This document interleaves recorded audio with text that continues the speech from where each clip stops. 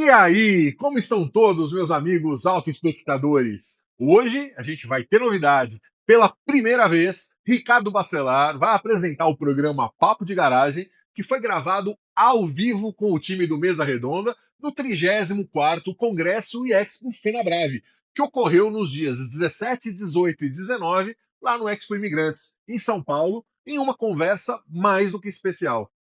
Arena lotada, público participativo e perguntas sobre diversos assuntos de interesse da indústria e dos consumidores. E durante a gravação do programa, a FilmLab, nossa parceira, colocou à nossa disposição uma cortesia para lá de especial. Vamos sortear para vocês a produção de um vídeo de marca de até 2 minutos. Então, se você participou da FenaBrave, assistiu a nossa palestra e entrou em contato com a FilmLab, aguarde que nós vamos anunciar o vencedor ainda nesse episódio. E o programa continua com a querida Ana Renata entrevistando um dos executivos mais dinâmicos do mercado. Em breve você saberá de quem eu estou falando. Então, meus amigos, sejam muito bem-vindos de volta ao programa Papo de Garagem. Você está pensando em comprar, vender, alugar ou assinar um carro? Tem alguma dúvida entre o modelo a combustão, híbrido ou 100% elétrico? Então, fiquem por aqui que o programa está imperdível. E aí, estão todos prontos? Então, solta a vinheta que o programa vai começar. E aproveitem esses 30 segundos da nossa vinheta para confirmar a inscrição no nosso canal e deixem o seu like. Dessa forma, o YouTube vai entender que o conteúdo do Papo de Garagem é de qualidade e vai levar o programa para ainda mais pessoas.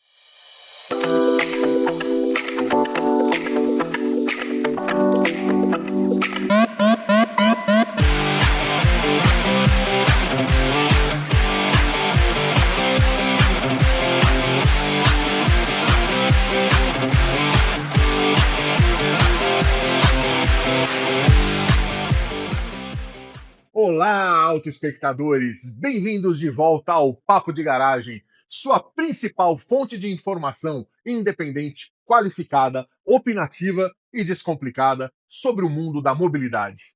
E tudo isso chega a você de forma gratuita graças aos nossos patrocinadores: Borg Warner, Continental Parafusos, JG Corp, Calume, Nemat e Paluama. E além desses, prestigiem também os nossos apoiadores e parceiros de produção.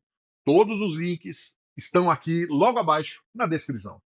Então, vamos aos trabalhos? Técnica, solta a vinheta do quadro Na Rota das Ideias.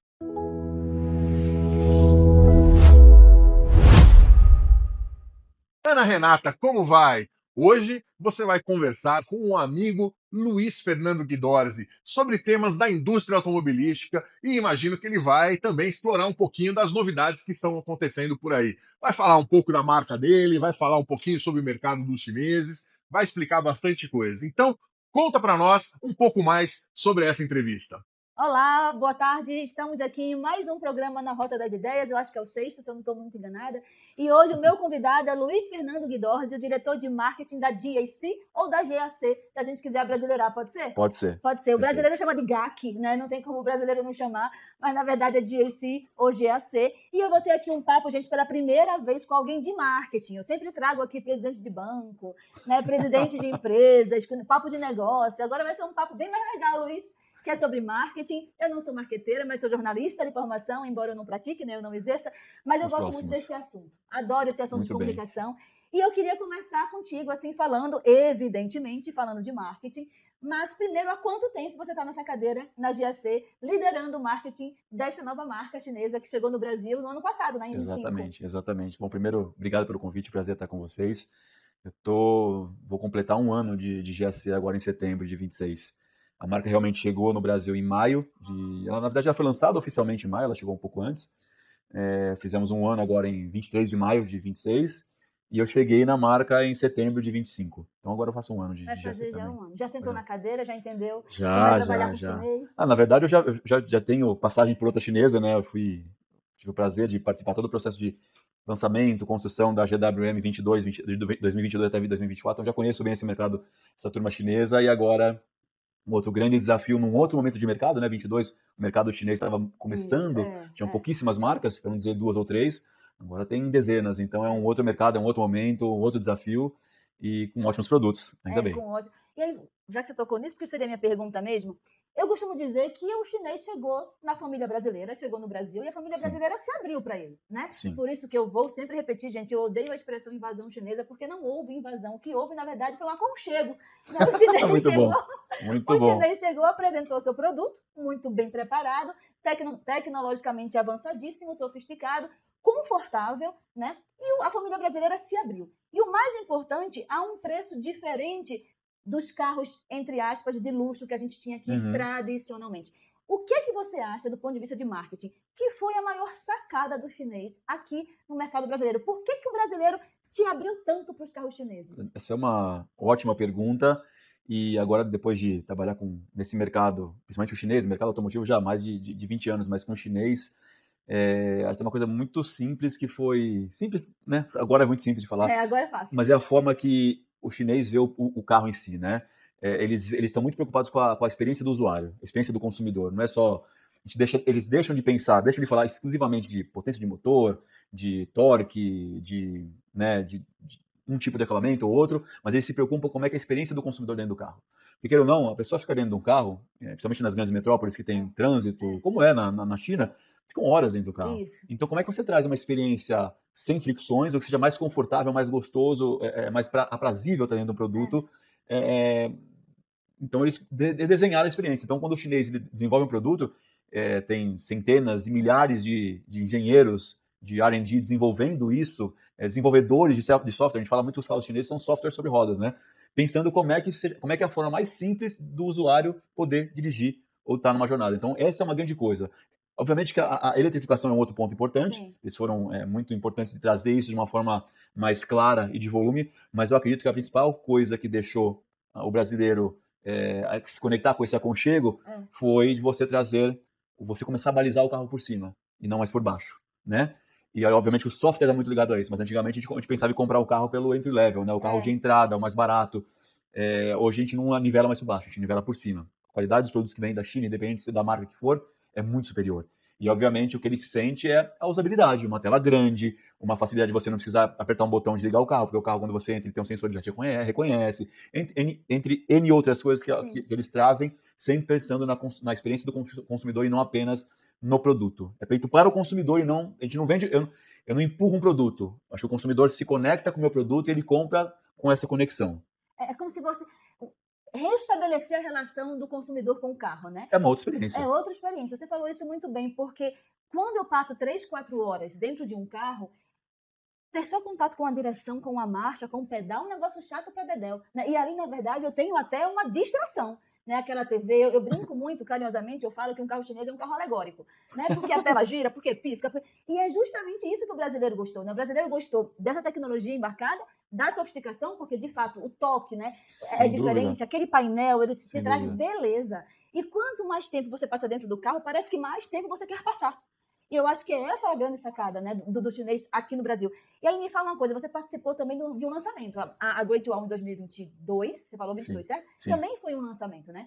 E, porque eles entraram em 21, final de 21, junto com a BYD. Deixa eu te fazer uma pergunta. Qual foi, aí eu vou te colocar agora na cadeira da GWM, tá? Tá bom. Qual foi o maior desafio para lançar, de fato, um carro chinês, quando naquela época, e aquela época parece que faz 25 anos, aquela época foi ontem, 4 anos atrás. 4 anos, foi ontem. Naquela época, o carro chinês ainda era uma barreira para o brasileiro. Sim, sem dúvida. Porque o brasileiro ainda tinha aquela lembrança de um carro de péssima qualidade, de um carro feio, de um carro, inclusive, dificílimo de revender, né? Sem dúvida. Como foi quebrar essa barreira? Acho que tiveram algumas coisas que foram feitas na época, né? A primeira coisa, eu lembro quando a gente estava começando a discussão, a gente queria desassociar no começo do mundo chinês com o mundo ocidental. Certo. Então, a gente teve a possibilidade, a liberdade de reposicionar a marca no Brasil.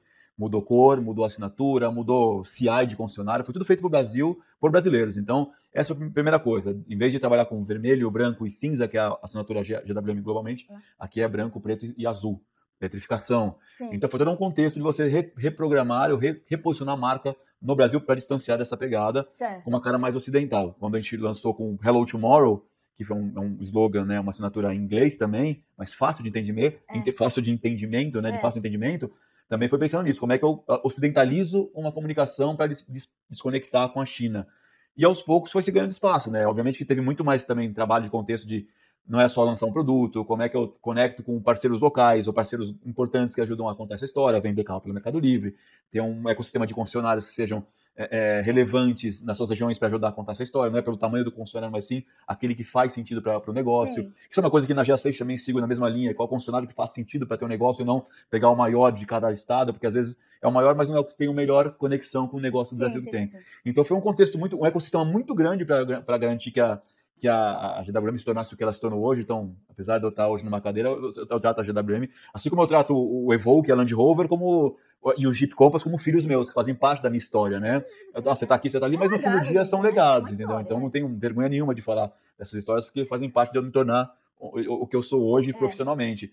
Então foi um trabalho, assim, muito complexo. Tivemos a sorte do chinês não dar essa liberdade de acreditar no nosso trabalho, de poder fazer a coisa que a gente acreditava que ia funcionar para o Brasil, e funcionou. Tanto que funcionou, vocês veem melhor do que eu os dados como a GWM está hoje, mas tudo nascido de tentar ocidentalizar na época. Hoje em dia isso é bem menos. Hoje em dia você não tem mais esse problema. Mas ajudou muito, obviamente, que a Chery fez um baita trabalho, né, para construir esse descolamento de que China não é carro ruim. Depois a BYD, junto com a GWM, conseguiram manter isso aí por muito também de crescimento em mídia, de exposição, de investimento, né? Construir uma marca não é de um dia para o outro, né? São anos de construção.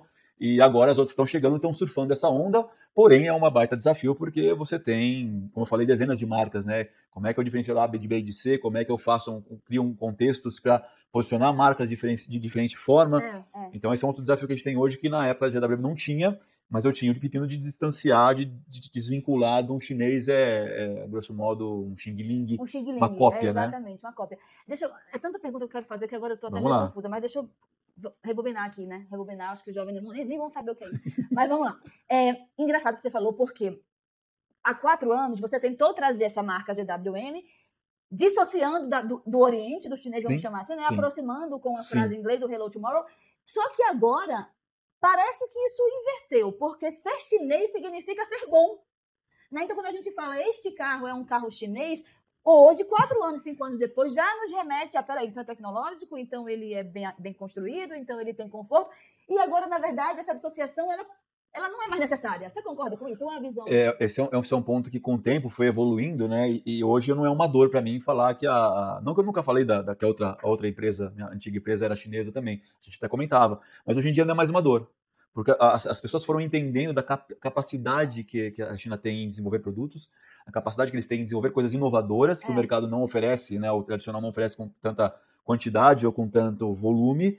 E é um outro momento, né? Tem outras marcas que já ajudaram a se provar nesse tipo de coisa. Agora tem um outro porém que acho que não é um problema falar que é chinês, mas é um problema você falar que você só pegou e importou seu carro, que você não adaptou para o Brasil. Então isso é uma coisa que a gente bate muito nessa tecla, que a gente não simplesmente pega e traz carro. Sim. Porque suspensão é diferente, o chinês gosta de dirigir o carro de uma forma, o volante na China, por exemplo, é mais fino. Você vê. Gosta do mais gordinho. É mais grosso, é mais encorpado. Inclusive, era uma dor que a gente tinha quando a GWM teve no começo, que o Haval, apesar de ter sido um carro adaptado no Brasil, tem um volante super fino. Porque o chinês tem mão menor, o chinês é menor. Então, aqui na casa nova, a gente tem toda essa adaptação. Todos os carros que a gente lançou esse ano, o GS3, o HT modelo atualizado, 2027, o UT, aí um UT, o nosso hatch elétrico, e o GS9 que a gente lançou na semana passada, são carros que foram totalmente adaptados para o Brasil. Mexe em suspensão, troca a suspensão para ela ficar mais rígida, a gente mexe em software para deixar mais amigável para o brasileiro, a gente mexe em calibração de motor, porque nosso combustível é E30. Então você não pode pegar um carro, você simplesmente trazer e colocar um E30, os técnicos, os engenheiros vão entender muito mais do que eu, que, cara, vai prejudicar o motor do carro. Então você tem que adaptar, você tem que ter toda essa adaptação para o carro brasileiro. Então não é só importar. Acho que se você pega um carro e só importa é um problema. Quando você traz um carro e você adapta no Brasil, ele fica muito mais palatável para o brasileiro. E aí você tem um outro ponto, né? Não é só você também adaptar, é você começar a se comprometer em produção local. Que algumas já estão fazendo, a gente vai começar o ano que vem em parceria com a HPE. É isso, é mostrar para o consumidor que ele pode estar com a sua marca de confiança, que é uma marca chinesa, independente de qual que seja, mas que você adapta para o Brasil, que você trabalha com esse carro para você ter uma produção local. Então é todo um contexto que não é só você simplesmente falar que você é chinês que você resolveu. Muito pelo contrário. E agora começa aquela coisa, mas tem um monte de chinesa. quem fica, quem vai, Quem quem fica vai. e vai, exato. Exatamente, então você tem que ter esse contexto. Me parecia que antes, há 4 ou 5 anos, a competição dos chineses era com uma montadora ocidental. Agora é de chinês para chinês, né? Porque Também, muitas estão chegando, né? Os também. ocidentais vão existir sempre, Também. mas vocês ganharam competidores também, Sim. né? Locais. E aí, gente, deixa eu só explicar isso, HPE Mitsubishi, tá? Vocês agora alugaram um pedaço dessa fábrica, né, lá em Catalão, da Mitsubishi, da HPE, Isso. para montar no ano que vem os carros de GAC. vocês. Deixando claro, eu vou pedir para você explicar que a GAC na China monta Toyota e monta Honda. Exatamente. Né? Quer falar um pouco disso? Sem dúvida. A GAC é engraçado, porque a GAC começou a montar carro, começou a fabricar carro por causa da joint venture com Honda e Toyota. Então, é uma história começada lá em 1997 com Honda, depois começou com o Toyota em 2004 e até então ela segue essa parceria. Então, é interessante que a GAC começou a fazer esses carros antes de fazer carros GAC. A GAC só foi fazer carro GAC depois da década de 2010. Se não me engano, entre 2017 começou a fazer o carro em si com GAC. Então, a gente usou todo esse começo a aprender. Todo esse know-how, né? E das melhores, japonês. né? Com os chineses, as melhores que tem em relação à segurança, à pós-venda, para aprender, para poder fazer isso nos nossos carros, o que a gente pudesse trazer de mais de segurança e qualidade nos nossos produtos para oferecer para o consumidor lá e agora, depois disso, no mundo todo. Então, foi um trabalho que a gente começou, a GAC é a sexta maior montadora chinesa, com mais de 2 milhões de carros por ano. Então, a gente usa muito dos carros que a gente faz, foi de aprendizados que vieram da Toyota e da Honda. Inclusive, Luiz, eu estava conversando com um concessionário, ele disse que quando ele subiu um carro GAC, né, ele falou, olha, não é nem nível Toyota, com todo respeito ao Toyota, é nível Lexus. Sim. Disse que o nível de montagem de vocês de um GAC realmente é um know-how que vocês aprenderam com o japonês. Aí a minha pergunta seria, Mitsubishi por quê? Porque vocês têm alguma afinidade com o japonês lá e aqui? Não, ou não? Foi uma grande coincidência? Não, foi uma coisa de negócio, uma oportunidade de negócio, né? Acho que a gente estava trabalhando para pensar como seria essa possibilidade de produzir localmente e, obviamente, que entendemos que foi um ótimo negócio para ambos os lados, né? Fazer essa cooperação com a HPE. Tem uma planta lá com a capacidade disponível, a gente queria trazer essa produção local, então foi nada de preferência ABC, foi uma questão de oportunidade de negócio, de produção. A fábrica lá é muito bonita, eu nunca fui, mas já tenho muitos amigos que foram, a HPE é uma parceira muito forte, né, os meninos lá. Sim, então vocês estão de parabéns com essa parceria que realmente... Isso é importante pra gente. Inclusive isso tem a ver com também abastecimento de peças, certo? Né, eu entrevistei aqui a Jayco, a Moda Jayco, e eles disseram que o nível que eles querem chegar, que devem sempre chegar, é 95% dessas peças, né, poderem ser reabastecidas. Você também tem o mesmo tipo de target, de mira, ou isso é muito, isso é pouco? Como é que você... Não, a gente tem que ter. Foi uma das coisas que quando eu entrei na GAC eu perguntava bastante para entender, né, porque era uma dor que a gente tinha na GWM, para como é que a gente sanava isso e tal. Só que na GAC eu entrei em setembro, e quando a marca foi lançada no começo do ano, em maio, uma das grandes narrativas que a gente construiu é que a marca, antes de lançar a marca, a gente já tinha inaugurado o nosso centro de distribuição em Cajamar.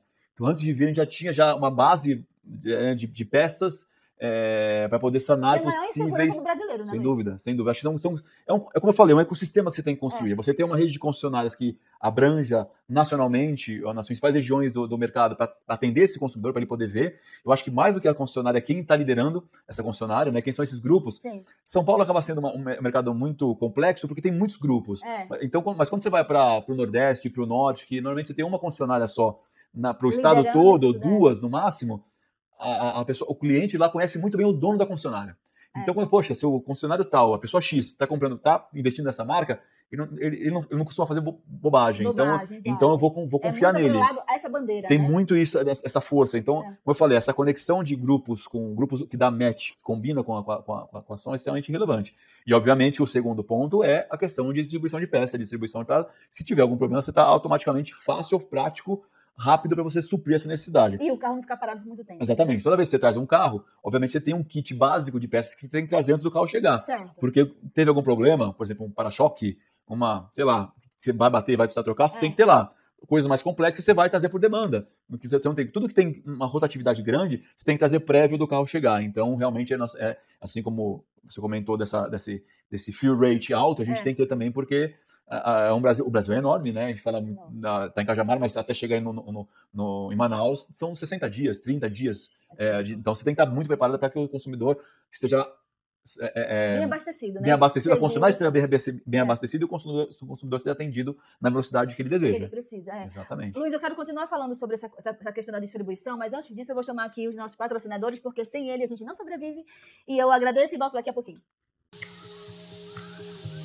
The automotive industry continues to evolve, and so do the opportunities to define it. BorgWarner is your partner in propulsion. By valuing, above all, trust and our employees, we're one of the world's most admired companies. And for over 130 years, we've been building the future of mobility. With the world's foremost technologists and engineers, we will continue to design how the world moves. Let's do something big, together. No mercado há quase meio século, a Continental Parafusos oferece aos setores automotivo, linha branca, construção civil e eletrônicos um portfólio completo de parafusos, porcas e peças especiais. Nossa operação é otimizada. Além do robusto processo produtivo, os nossos clientes contam com pontualidade nas entregas e estoques de segurança. Somos uma empresa moderna, segura e legalista, que paga os tributos garantindo a segurança dos nossos clientes. Quando eu vim para cá, eu tinha 20 anos, entrei aqui com 21. Fui super bem acolhida desde o primeiro dia. Eu acho que é uma empresa sólida, né? E a peça tudo ok, a gente controla, a gente carimba. Toda a assistência que a gente tem com os nossos clientes externos, de fazer uma caracterização, de levar para ele uma análise bem feita e que nós somos capazes de entregar para essas coisas. Forma de parceria com os nossos clientes, agregar mais serviços, fornecer peças usinadas, né, com pré-usinagem, com maior conteúdo e valor agregado. Isso a gente é reconhecido no mercado de forma bastante competente. Ver as pessoas crescerem, isso me faz bem. Estou formando novas pessoas para dar continuidade no trabalho. Então vamos lá, Luiz, voltando à minha pergunta. A gente estava falando de distribuição, quase que não saía, e de concessionário, né? Sim. Eu estava lendo uma matéria, isso eu conversei também com vários concessionários, e eles, na verdade, reforçaram e me deram mais informações, de que o cliente consumidor do chinês, ele passou a ser tão sofisticado, é um cliente tão exigente, que o próprio concessionário migrou os melhores vendedores de suas marcas, vamos chamar de tradicionais, eu odeio isso, mas enfim, ocidentais, tradicionais, whatever, para as suas marcas chinesas, para poder ali falar de igual para igual, porque de fato aqui é um consumidor diferente, porque é o consumidor, como você bem explicou, que vai em busca dessa sofisticação, dessa tecnologia, que talvez os carros mais tradicionais ainda não ofereçam. Você sente isso também aqui na GAC? Sem dúvida. Esse é um ponto importante, porque acho que o processo de compra mudou muito. Por N motivos. Pela questão da quantidade de informação e facilidade de informação. Então, hoje você tem informação por influência, por pessoas especialistas do automotivo, que tem diversos tipos, por site, por publicidade, por N motivos. Então, as pessoas chegam na loja já sabendo o que elas querem. Já instruídas, já fizeram aquele test drive virtual de conhecer várias marcas e dizer, poxa, a marca X tem tal coisa, a marca Y não tem, a marca W tem tal coisa. Então, eles já vão com isso. Então, o vendedor tem que estar preparado para atender essa demanda. O vendedor não pode dar aquela... sabe? Titubeada. Não pode titubear de daquela bugada, não pode. Então você tem que trazer o que tem de melhor na sua rede para você poder vender essa experiência. Você deixa de vender carro para vender experiência. Acho que esse é o grande negócio. Porque o carro antigamente, ou o carro mais tradicional, você fala muito obviamente do design, quantos cavalos tem, os acessórios que o carro tem, os opcionais que ele tem. Só que agora quando você traz um carro que tem uma experiência muito mais digital, conectada, não é só falar do motor, sabe? Até porque quando você fala de carro elétrico, você não vai falar de motor, você vai falar de N outras coisas, né? Com os motores elétricos, autonomia e tal, muitas outras coisas. Então, a forma de vender é muito mais robusta, ela é muito mais baseada na experiência de você chegar, encostar, mostrar como funciona, do que só falar que o carro tem A, B, C e D. Porque se você for falar que o carro tem A, B, C e D, todos têm A, B, C e D. Todos têm tela grande, todos têm, né, quase todos têm hadas, quase todos têm espaço. Qual que é a diferença de um para o outro? É como você traz a experiência do carro. Um feature vai ter a mais, obviamente que tem diferenças de um para o outro.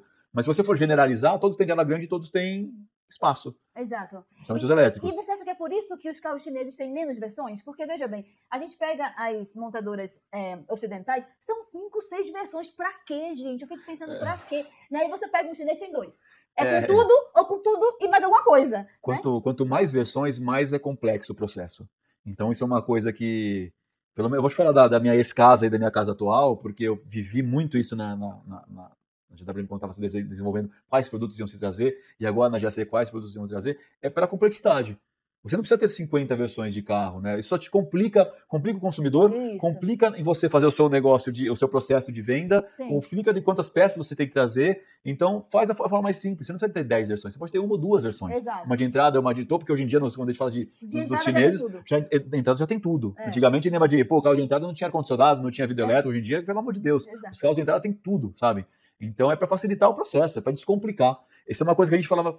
Quando a gente vai você tem a oportunidade de construir uma marca nova, você tenta não fazer as burrices que você fez ou as coisas erradas que você via no mercado passado. Sim. O que você aprendeu? O que você pode trazer de coisas novas, de aprendizado do passado que você pode introduzir no mundo novo? Eu acho que essa coisa de você descomplicar por modelos e menos versões é um aprendizado disso. Como não fazer coisas que talvez complicassem. Descomplicar para o consumidor e para a gente também. Não, e o consumidor já chega, além de sabendo do que tem, mais decidido, né? Eu acho que tem uma máxima aí do marketing, que é quanto mais opções, menos decisão, né? Quanto mais opção, menos decisão. Complexo. É muito complicado. Você chega no concessionário, tem 5, 6 versões, mas é porque tem teto solar, o outro tem 2, o outro tem 4, o outro tem dourado, o outro tem azul, outro... Pra que isso? O chinês, ele é simples nisso aí, né? Uma versão tem tudo e mais alguma coisa. É isso aí. Ponto, né? Exatamente. E isso facilita também, inclusive, no treinamento do vendedor. Mais um ponto do descomplicar. É. Imagina você treinar uma pessoa que vai olhar um carro tem 8 versões, cada uma tem um feature a mais. Poxa, aí depois uma confusão. Qual que é a diferença da A, B, C, para D, para D? Você fala, cara, você se perde, né? Quando você tem duas opções, uma completa e uma completa a mais, que você comentou, é isso. A diferença você vê visualmente uma ou outra, e é features que só agregam mais valor ainda. Não é que agregam valor, agregam mais valor ainda do que na experiência do consumidor. Ô Luiz, posso agora falar dos teus carros? Claro. Deixa eu entender agora como teus carros se posicionam no mercado brasileiro, tá? Então a gente tem GS3, GS4, agora o 9, não é isso? Sim, que acabou de chegar. Conta um pouquinho o que é o 3, o que é o 4, o que esperar do lançamento, que faz uma semana só, que eu vi em folha, né? Quem são os teus competidores? Aqui não tem nenhum problema em falar sobre isso, tá? Claro. Competidor. Como é que vocês estão posicionando esses carros no mercado? Essa é uma pergunta super legal, porque acho que a GAC tem uma gama, uma linha de produtos muito completa. Agora com o GS9 eu posso falar que ela está completa com todos os tipos de motor. Se a gente for analisar o mercado friamente, o mercado ele é muito diverso. Certo. Ainda é a grande maior parte do mercado em cima de combustão. Então a GAC não pode estar fora do mercado de combustão. Concordo. A gente sabe que vai ter muita mudança, tal, que vai evoluir, que os eletrificados estão crescendo muito. A gente sabe e a gente trabalha para isso. A maior parte do nosso line-up é de eletrificados. Mas eu não posso deixar 80% do mercado brasileiro sem ter ninguém para atender. Então a gente se preocupa para dar a experiência que esse consumidor teria num carro elétrico, eletrificado, que é a tela grande, ADAS, Parking Assist, todas essas coisas que os carros têm, que todo mundo ama, essa experiência sem fricções ou o menor número de fricções possível, num carro a combustão. Certo. Então a gente lançou o GS3 para suprir esse espaço no mercado, que não estava sendo tomado. A gente tem o GS4, que é ainda é o nosso best-seller, porque é um carro que está mais tempo no mercado, né? Que é o nosso híbrido, que também acaba sendo a motorização mais aceitada pelo brasileiro ainda, porque é mais fácil, né? O auto recarregável, né? Porque você não depende do plug-in e tal. A gente tem alguns veículos que são carros 100% elétricos, que tem o Ion Y, Ion V, o Ion UT, que a gente lançou há pouco tempo, que hoje já está no top 3 de vendas de elétricos no Brasil no mês de julho, e que levou a GAC para o top 4 com marcas de elétricos, que agora também está batendo ao gosto, já passamos dos 1.000 carros nele também, então o carro está caindo no gosto. Um baita produto, é o maior espaço da categoria. É engraçado que alguém fez um post, não fomos nós, mas alguém fez um post de Instagram colocando ele do lado do Maestro W4. Nosso entre-eixos é maior que o do Maestro W4. Para quem conhece esse carro, sabe o tamanho do Maestro W4, nosso entre-eixo é muito maior. É um pouco maior que Então é muito legal o espaço que tem e tal. Então veio para suprir uma necessidade, é um carro hatch que é um mercado enorme no Brasil.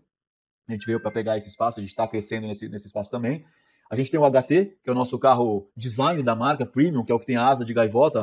Sim, a porta. Exatamente. Eu tenho um amigo que tem. Que é fantástico, mas é 100% elétrico. E agora com a chegada do GS9, que veio para suprir uma demanda dos carros plug-in híbridos, principalmente com uma autonomia maior que 100 km no modo elétrico. Certo. Então ele tem mais de 110, acho que se não me engano 114 km no modo elétrico. Isso em metro, então vocês já imaginam que vai um pouco mais que isso. É um baita produto com 6 lugares. Qual o valor desse carro? Ele está até o final de agosto, 379.990, com 10 mil reais de bônus. E está indo super bem. Nessas primeiras semanas já foram vários carros. Assim, não tenho o número exato, mas eu sei que criou uma... É engraçado porque a gente fala, poxa, é um carro mais segmentado tal, e público, mas pensa que é um carro que entrega tanto quanto carros de 800, 900 mil reais por 379. Então você oferece um acabamento de couro de verdade, um acabamento de madeira de verdade, um acabamento com tecnologia, com 21 alto-falantes, com 15 pontos de massagem nos bancos, São 6 lugares de verdade, que a gente fez o lançamento para a imprensa uma semana atrás, e a gente viu jornalistas altos, iam da terceira fileira, conseguiam entrar. Às vezes você fala um carro de 7 lugares, mas o terceiro lugar, a terceira fileira é para criança. Só cabe um cachorro. Exatamente. Então é tudo muito, muito feito no detalhe, sabe? Uma experiência meio que de primeiro mundo para esse consumidor. E aí tem até uma brincadeira que a gente está falando aqui. Então a gente quis posicionar esses carros. Vou conectar com essa brincadeira, mas a gente quis posicionar a marca para não brigar por preço. Então na marca, se poxa, a GWM, a GAC tá com um preço de 139.990 do IoT, no IoT, de repente virou para 115. Não, a gente não baixa preço. A gente acredita no nosso produto, na qualidade do nosso produto, a gente pode sim fazer uma condição comercial, uma taxa zero, um bônus no trade-in do seu carro, a gente não vai baixar preço. Então, quando a gente lança um produto, a gente quer deixar o carro posicionado, a gente sim faz uma condição é um preço de lançamento. O 379 é um preço de lançamento do GS9. O preço dele é 399. Para esse lançamento, até o final de agosto, é 379.990 com mais o bônus de 10 mil. Então, de novo, não é para brigar com o preço. E aí, uma outra coisa que a gente quer trazer é mostrar realmente o valor da marca. Para que a marca seja posicionada como uma marca mais legal, independente do consumidor que vai comprar um GS3, quanto um GS9, que é o topo da linha. E aí uma curiosidade que a gente aprendeu, a gente vai aprendendo sobre a cultura chinesa, é que na China o número 9, ele traz o número 9, se você for analisar friamente, dos números singulares, né, é o maior número que tem. Depois do 9 é o número 10, 11 e todo, mas do 0 ao 9 é o maior número. Na China, o número 9 representa o topo premium, luxo. É o que tem de melhor na marca. Então, o GS9 vem trazer isso para a GAC. Então, quando a gente fala que a gente traz um GS9, ele é o topo de luxo, de premiumness, né, de premium da marca. E aí, quando a gente fala, poxa, mas com que carro você concorre? Pô, tem vários, né? Eu posso brincar com outros carros de outras marcas. A gente não briga só com marcas chinesas, a gente briga com outras marcas tradicionais também. Mas quando a gente fala das chinesas em si, que eu tenho concorrentes premiums, né, que o número deles é 07, 08, ou seja, não é o principal de luxo. A marca deles já não nomeia eles como o número 9, né? Mas tem o H9. H9, mas é um outro segmento, não faz parte do segmento Mas tu acha que o teu GS9 ele compete com o H9, ele compete com o Outlander? Não, eu acho que o GS9 ele compete com o E07, com o Atto 08, você vê que são 07, 08, não é o principal, que o Way é a marca premium, a marca de luxo da GWM, assim como o Atto é um produto mais segmentado, mais premium da BYD. Então a gente trouxe um carro 09, que é o carro que é o topo de luxo de uma marca, a gente trouxe para o GS9. Então a gente vai brigar, são carros competidores, mas, né, se você for analisar essa lógica chinesa, eles estão no 07, 08, a gente está no 09, então a gente está um pouco mais premium, segmentado. Mas também, para complementar, a gente sim é concorrente da marca chinesa, mas a gente tem muita oportunidade das marcas nacionais, tradicionais, que a gente tem que buscar esses clientes lá também, que trocam um carro XYZ por um GAC, GS3, GS4 e qualquer que seja o produto. E a gente vê muito isso, né? Então, de novo, voltando para o concessionário é a distribuição, né? Sem dúvida. Ele é a tua bandeira, ele é o teu próprio marketing. Sei que vocês investem muito no treinamento e até em premiação, né? Eu já fui na China, já visitei vários stands, eu fui no Auto Show, e eu vi muitos concessionários fazendo ali, né, o roadshow, né, com muitas marcas chinesas, porque vale a pena. Mas o concessionário, eu percebo cada vez mais que ele está muito aberto para essa marca chinesa, né? Eu dei uma palestra quinta-feira para um grupo de 60 concessionários e todos tinham já uma ou duas bandeiras chinesas. Isso é um fenômeno, né? O que há 5 anos isso não existia. Quando a gente falasse qualquer coisa parecida, jamais terei. Assim como bancos, né? Eu sempre falo que os bancos hoje estão cada vez mais abertos para financiar carros chineses, porque o tomador do crédito é muito bom, né? E eu imagino que vocês vejam também isso na tua rotatividade, né? E aí, por que eu falei tudo isso, gente? Porque quando a gente vê um comprador de um carro chinês, normalmente ele está fazendo um trade-in de um carro ocidental, vamos chamar assim, independente né? qual seja, sim. É ocidental, né? Sem dúvida. E aí eu estava conversando também com o Omoda Jacob, né, o Roger, e ele comentou isso. Muitos carros ocidentais, na verdade, quase que 100% das trocas são carros ocidentais. Você vê isso também? Sem dúvida, sem dúvida. Acho que é uma grande coisa que a gente vê, é de onde vem esses produtos. É engraçado porque, às vezes, o que acontece? Alguns anos atrás, quando você estava lançando um produto, você fala, poxa, quais são os carros que vão vir desse mesmo segmento, que podem, que seriam os mais adeptos a serem os trade-ins, né? Então você fala, poxa, para comprar um SUV tal tamanho, vai ser esse produto. Hoje em dia não tem mais tanto isso. Você vê às vezes, uma picape vindo para trocar por um carro, por um SUV, um carro menor para trocar por um carro maior. Então, obviamente que essa ramificação, essa maior gama de opções abriu essa oportunidade. Mas sim, tem muito carro tradicional, tem até concessionário que determinados modelos eles nem aceitam mais, porque eles não conseguem fazer rodar. Fazer rodar. Isso acontece muito, mas é normal. O consumidor está vendo outros produtos, outras marcas, mais É tecnologia, abertíssimo para isso, né? super aberto. Então a gente conseguiu construir com o tempo, né, essa liberdade do consumidor. Poxa, eu posso comprar esse produto porque esse produto vai sanar a minha necessidade Isso. e vai me trazer uma experiência melhor do que a que eu tinha com o meu produto E anterior. cada vez menos essa dúvida se devo ou não comprar um chinês, Ah, né? sim. Independentemente da idade. Independentemente, porque eu Totalmente. digo isso para meu pai. Meu pai tem 73 e ele tem um carro chinês. Aliás, Olha tem só, 2. que legal, Tem 2. que legal. E já é o terceiro. Já teve Tá um vendo? e agora tem outros 2. Então a gente vê que independente, não é o jovem que está procurando o chinês, Não. o jovem aberto, liberal. Não, é qualquer, né? Qualquer classe social e qualquer faixa etária. E é por isso, desculpa te Não, por interromper, favor, e Luiz, é por aqui isso você é que um entrevistado. E é por isso que quando você tem uma gama muito aberta, muito completa, é para você também atender a todos esses públicos. Você tem de novo, um GS3 ou um UT que, poxa, Luiz, mas são carros menores, mas pode ser que tenha uma pessoa que queira usar no dia a dia Sim. para ir para o trabalho um Ion UT, que é fantástico, é um carro, é um hatch compacto, com baita espaço para o seu dia a dia, maravilhoso. Você quer uma curiosidade? O T cabe em, pra quem eu sou pai de gêmeas, né? Oh, meu Deus. É maravilhoso, tem Parabéns, 3 anos, parabéns. minhas filhas têm 3 anos. E no Ion T, no banco de trás, cabem 3 cadeirinhas de bebês. Cadeirinhas.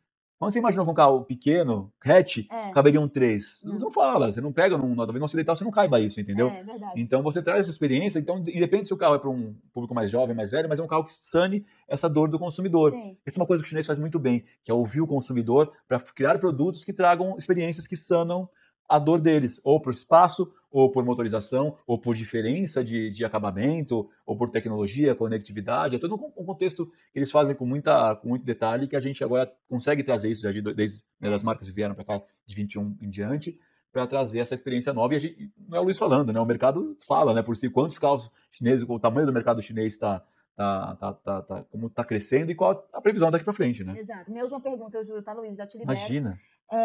Você falou de picape, né? Picape ainda é um segmento, é uma categoria de veículo que o chinês não emplacou ainda, né?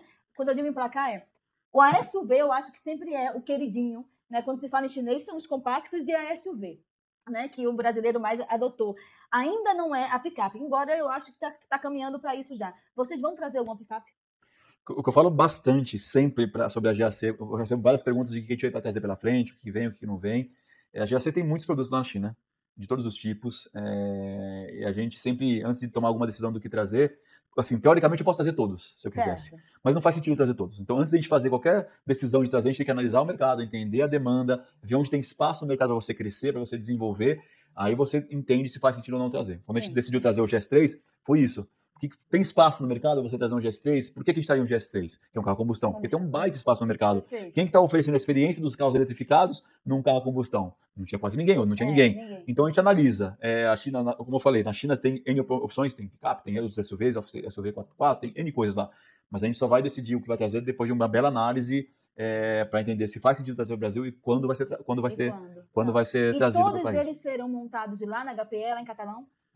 Não, essa é outra pergunta de $1 milhão, que a gente está nesse momento discutindo que produto vai ser produzido lá. A gente tem opções, obviamente, mas a gente não tem isso definido ainda.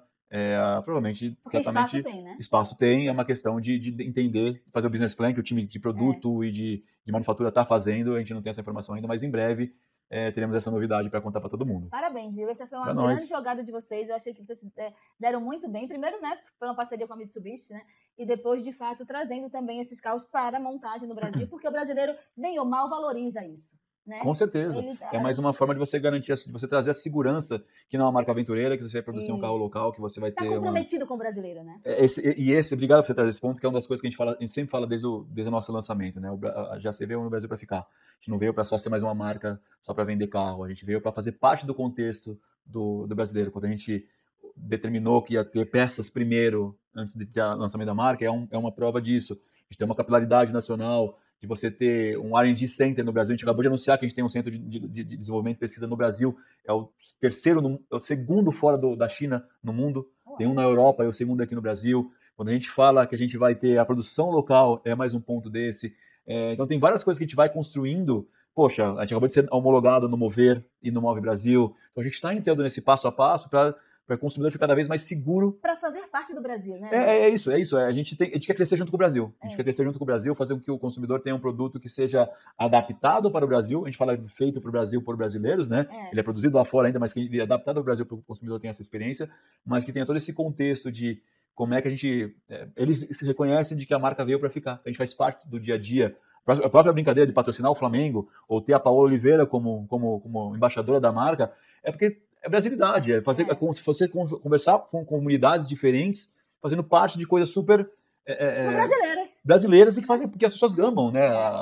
Das novelas, que é o futebol. da arte, do futebol. A Paola tem a ver com samba, né? Por ser ter sido madrinha de super querida pelo público brasileiro, que defende os seus pontos de vista. Então é uma pessoa que tem essa voz brasileira forte. Exatamente. E o Flamengo, né, independente do time que você torce, é um time grande que fala com o Brasil norte, todo. Literalmente ao sudeste é Flamengo. Conhece, exatamente. Então é todo esse contexto de como você constrói uma marca que se constrói com o tempo, né, de um dia para o outro, mas com conexões, com parcerias que te ajudam a construir essa marca. Independente se é no futebol, se é na influência, se é na venda de produto pelo Mercado Livre, que a gente fez, o GS3 a gente lançou pelo Mercado Livre também, ou se é outros parceiros também que a gente tem, como bancos, etc. Então, assim, a grande verdade, nada se constrói sozinho. A gente tem que construir isso com a rede de funcionários, com a rede de parceiros, porque a gente vai crescendo junto com o Brasil e com esses parceiros também. Tá de parabéns. Obrigado. Muitos parabéns, Luiz. Assim, eu desejo todo o sucesso do mundo. A GAC, a todas as chinesas, eu acho que o brasileiro precisava desse catálogo mais rico, né? Desse catálogo para todos os bolsos, né? E, de fato, eu acho que nós somos merecedores de carros também com essa alta tecnologia, cabendo no bolso do brasileiro. Sem dúvida. Né? Eu acho que esse reposicionamento de produto foi muito bem-vindo para o mercado. Agradeço o seu trabalho, agradeço a sua presença. Obrigado, super prazer. Se você quiser dar algum recado aqui para os seus consumidores, fique à vontade. Agora é a hora. Ótimo, maravilha. Venda seu peixe agora. Não, maravilhoso. Bom, GAC, estamos no mercado há um pouco mais de um ano, tem muito que construir essa marca, as pessoas ainda cada vez mais conhecerem o produto, independente de um evento ou numa concessionária, estamos quase no Brasil todo, com mais de quase 60 concessionárias no Brasil todo, então quem não conheceu ainda os carros da GAC, vai até uma concessionária, dirige o carro, teste o carro, vocês vão ver que é uma diferença absurda de acabamento, de tecnologia, de principalmente espaço, conforto. Acho que faz todo sentido a gente falar muito do Go and Change, nossa assinatura, né? Vai e mude. Saia do básico, saia do comum, vá, teste o produto, que eu tenho certeza que você vai conseguir contar uma história, você vai ser o protagonista da sua história de mudança, sair do básico para ir para um carro muito mais completo, muito mais de conforto, tecnologia que você merece. Mais do que o Luiz vender um carro para você, vá conhecer o produto. Se optar por outro, porque o carro é A, B, C, D, não tem problema, mas vá conhecer o produto e você monte a sua perspectiva, a sua percepção da marca. Tenho certeza que você não vai se arrepender. Depois do test drive, você não vai comprar o carro se o carro não estiver disponível para você levar, porque eu tenho certeza que você vai levar. Então, vá numa concessionária, dirigir um GAC, porque você vai Go and Change com certeza. Experimentem, gente, vale a pena. É isso aí. Obrigada, Luiz. Muito obrigado. Muito em breve. É isso aí. Obrigada para todos os espectadores e até o próximo episódio. Ana, até um pouco de numerologia chinesa a gente aprendeu com o Guidorzi, hein? A quem eu particularmente conheço há uns 15 anos ou mais. Os chineses estão realmente revolucionando a indústria automobilística de uma forma geral, aqui ou em qualquer mercado onde eles atuam, com produtos excepcionais. Parabéns aí, Guidorzi, e ótimo revê-lo por aqui. Espero te encontrar em breve novamente. E você, autoespectador, aproveite para escrever agora nos comentários o que achou da entrevista, sugerir novos assuntos ou mesmo os próximos convidados. A gente está aqui sempre ligado em absolutamente todas as mensagens. Poxa, eu não posso deixar de lembrar, se você está gostando do conteúdo de hoje, confirme sua inscrição no programa, deixe seu like e contribua com nossa missão social de entregar conteúdo de qualidade sobre o mundo da mobilidade de forma gratuita. Enquanto a gente organiza aqui a nossa próxima atração, eu peço atenção para as breves mensagens de 3 dos nossos patrocinadores. Em apenas um minutinho, a gente está de volta.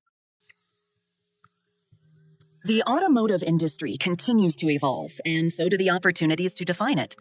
BorgWarner is your partner in propulsion.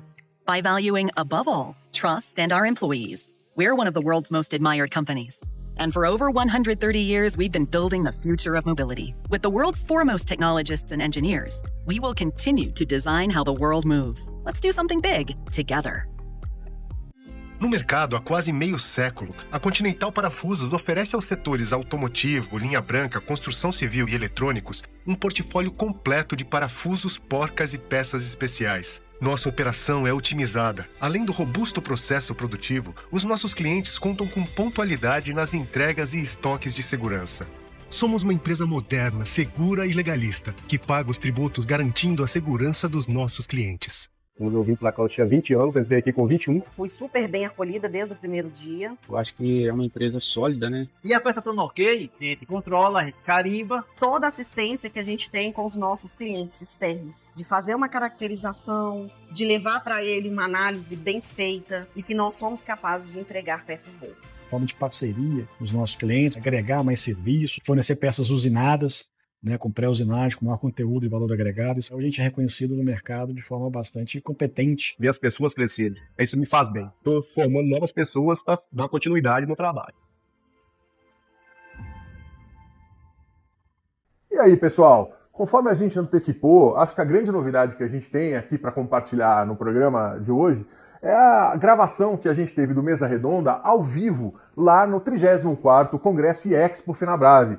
E foi muito legal, porque a gente conseguiu reunir todos no Mesa Redonda para um grande bate-papo e interação com o público, que lotou a arena que a gente participou. Então, nossos agradecimentos a toda a organização da Fenabrave, a Regina, que nos prestou todo o suporte, e toda a organização, o pessoal da Film Lab também, que nos prestigiou lá com toda a produção. Enfim, um agradecimento a todos. E o Bacelar, que foi o maestro aí dessa nossa condução.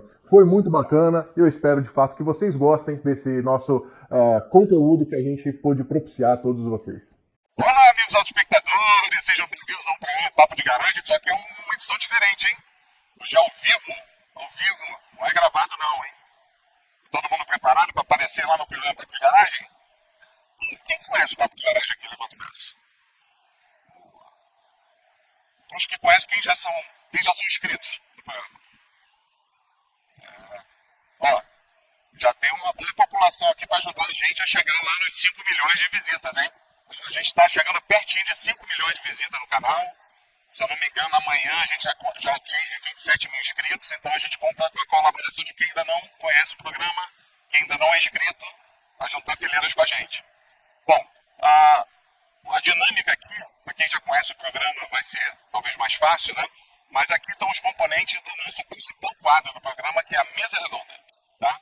Então nós já temos presentes aqui o Marcelo Cirino, que eu imagino que vocês conheçam bastante, né? O nosso anfitrião aqui, vice-presidente da Fenabrave. A gente tem o Milad Kalov, que hoje é um dos principais analistas do setor. Tá? E a gente tem o querido Paulo Miguel, vice-presidente do Obla.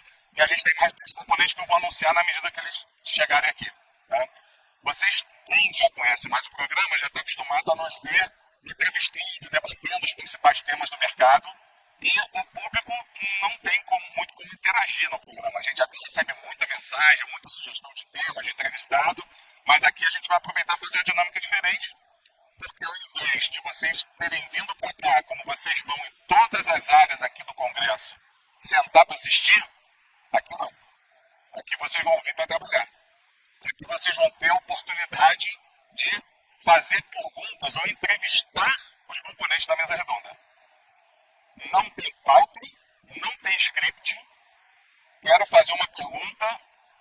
Levanta o braço. Alguém da produção vai levar o microfone para vocês. Vai gravar a pergunta. Se quiser dirigir a pergunta especificamente para um dos componentes, pode fazer. A dinâmica é muito simples.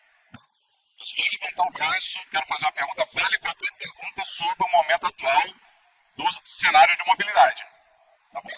Então nós temos aqui representantes, né? A gente estava falando aqui Fenabrave, o Milad é mais generalista, o Paulo Miguel da APA, a gente vai ter aqui o Fábio, que é vice-presidente da Fenalto, do Antigos, perguntas sobre o mercado de usados, aguarda um pouquinho, e a gente também vai ter a Márcia Loureiro, que é conselheira da BVE, então perguntas sobre veículos elétricos, segura só mais um pouquinho, todos dois já estão para chegar aqui, e a gente vai dirigir essas perguntas para cada um dentro das suas áreas principais de conhecimento. Né? Eu quero não deixar passar aqui a oportunidade de agradecer, obviamente, a organização pela oportunidade, né, pelo espaço aqui liberado para a gente fazer. É a primeira vez que o programa faz isso, então vão ter alguns errinhos aqui, é natural, mas a gente vai gravar tudo. Está valendo tudo aqui. E agradecer também, pegar a colinha aqui, o time da Film Lab, que é a produtora aqui, produz o Papo de Garagem, a gente grava nos estúdios deles aqui em São Paulo, tá? Todo mundo tem um desse aqui no assento. E é importante vocês ficarem com isso aqui, porque no final a gente vai comunicar um sorteio para vocês. Tá? E vocês vão precisar dessa filipeta aqui no final. Tá bom? Combinado?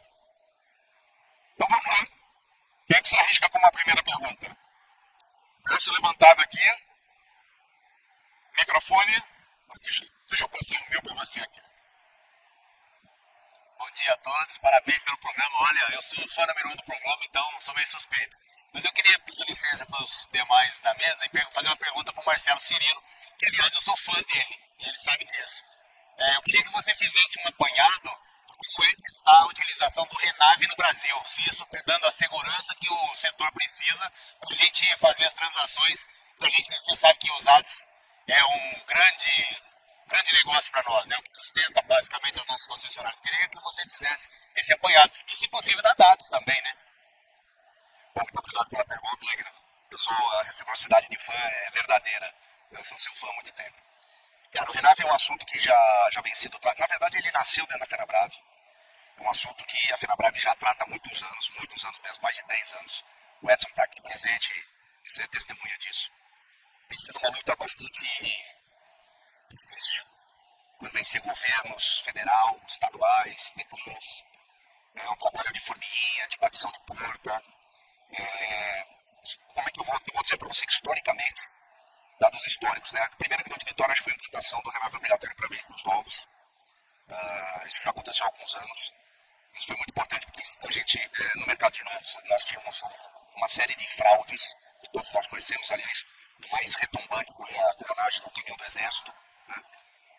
Que eu acho que foi um estupim de fato para que o governo entendesse que precisava tomar uma medida de controladoria, de segurança jurídica para o nosso setor. A implantação do Renave de novos trouxe agilidade para a digitalização dos estoques de novos, transferência entre fábrica e concessionário, e também concessionário para o cliente. Acho que é um cliente ganho. E com essa implantação do Renave de zero, praticamente zeraram as fraudes. Hoje nós não temos, nos últimos anos, nenhum histórico de fraude em veículo novo registrado, né? Prova que o sistema é seguro e é confiável. A partir desse momento, a gente manteve a luta para a implantação do Renave de usados. Se a gente sabe que o mercado de novos esse ano deve girar em torno de 3 milhões de carros, 2 milhões e 700, 800, 900, enfim, a gente não sabe ainda, né? Mas essa é uma outra história. Mas o mercado de novos vem crescendo, o mercado de usados ele é muito maior. Então, de novo, se a gente fala no mercado de novos de quase 3 milhões de carros, a gente fala no mercado de usados que pode virar uns 20 milhões de carros esse ano. Então, se o mercado de novos representa, ele é tão representativo no PIB, né, pela pujança, pelo que ele é, imagina o de usados, que é várias vezes maior. Né? E o nosso discurso com os governos federais e estaduais é justamente nessa linha. Nós não podemos permitir que uma indústria desse porte, desse potencial, fique às margens da informalidade, de fraudes, de envolvimento de quadrilhas criminosas, enfim, todos que vocês estão cansados de saber. Né? O PCC não tem só a rede de posto de gasolina, como eu costumo dizer. Né? O PCC não tem só envolvimento na Faria Lima, o PCC tem rede de loja causada.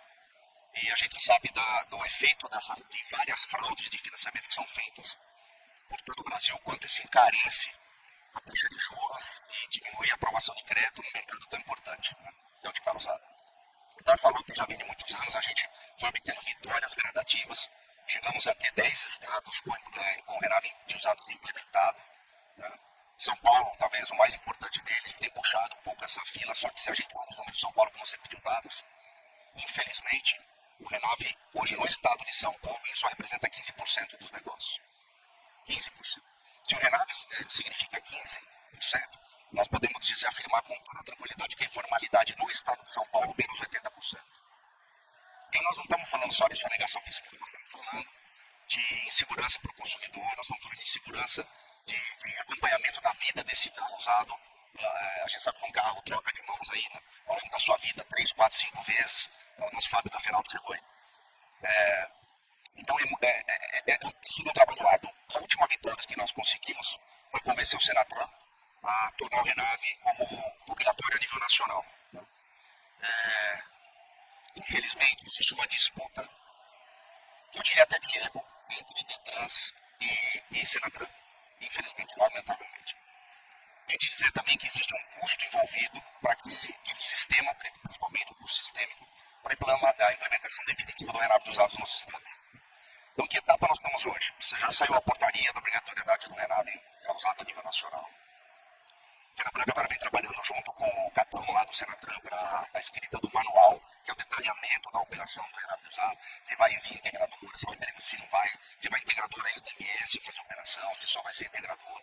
Enfim, tem uma série de detalhes que a gente ainda está costurando, negociando, junto com o Senatran, para que saia um manual o melhor possível para a operação de calçada a nível nacional. O prazo é setembro.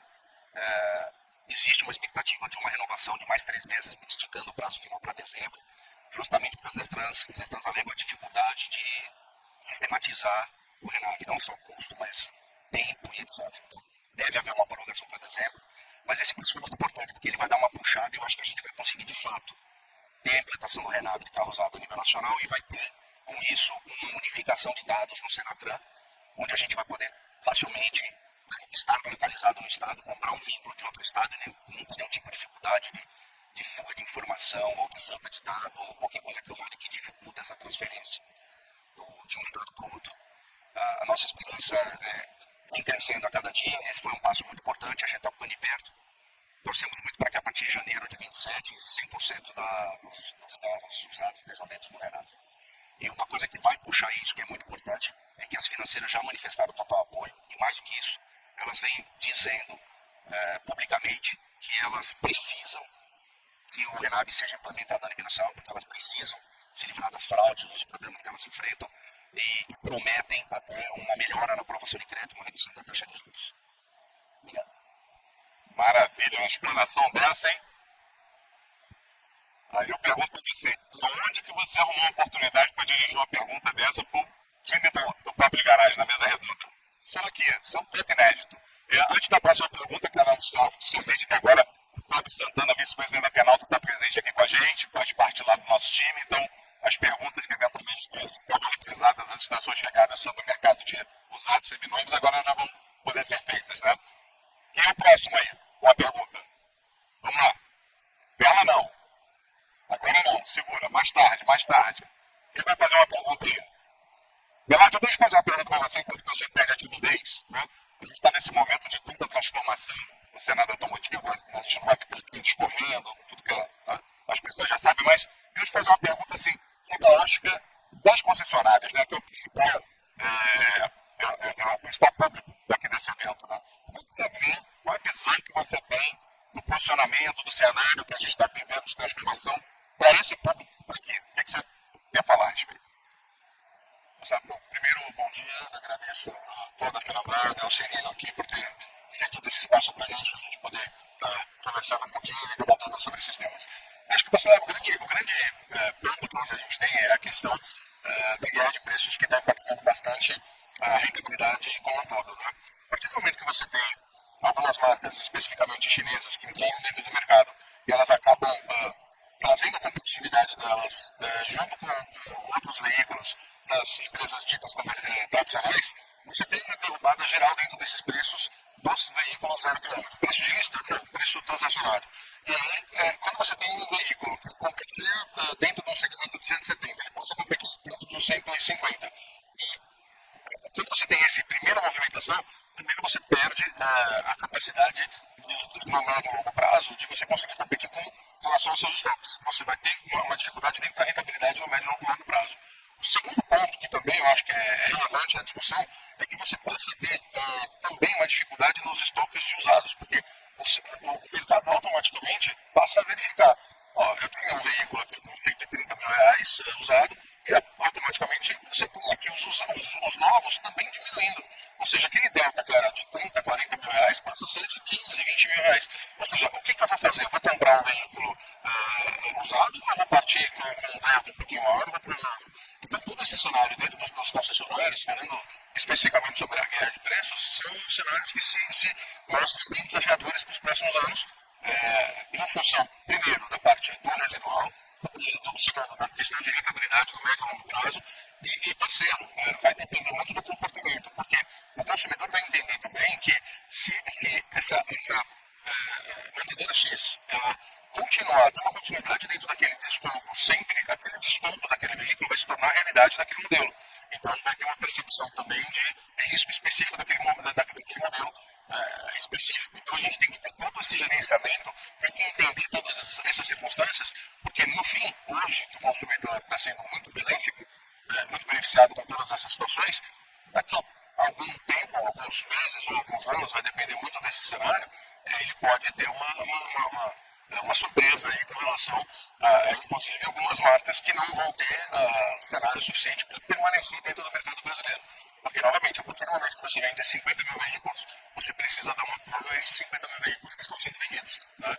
Então, a gente tem aí as marcas entrantes e a gente tem as marcas tradicionais. As marcas tradicionais a gente já conhece um pouco ainda. A questão é essas marcas entrantes, muitas delas estão sobrepujando, outras nem tanto. Então, assim, a gente tem um cenário de vários pontos de discussões, simplesmente colocando aqui algumas pílulas, vamos falar assim, mas é um cenário desafiador aí para os concessionários nos próximos tempos. Bacana. Espaço para uma pergunta.